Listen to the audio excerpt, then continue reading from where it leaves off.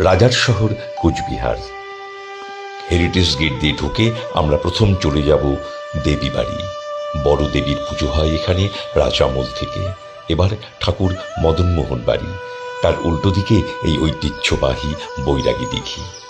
আর এবার ঠাকুর মদনমোহন বাড়ির প্রবেশদ্বার।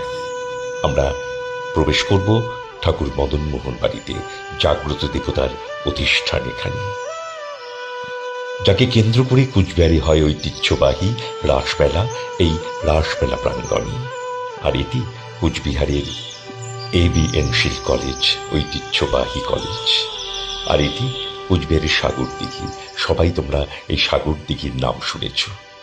আর এবার চলো আমরা চলে যাই এই যে সিংহদুয়ার, সেই সিংহদুয়ার দিয়ে আমরা ঢুকে যাই আমাদের রাজবাড়িতে, কুচবিহারের ঐতিহ্য রাজবাড়ি, আমাদের ভালোবাসার শহর, রাজার শহর কোচবিহার, আমাদের স্বপ্নের শহর কোচবিহার। এই কোচবিহারের রাজবাড়ি প্রাঙ্গণ।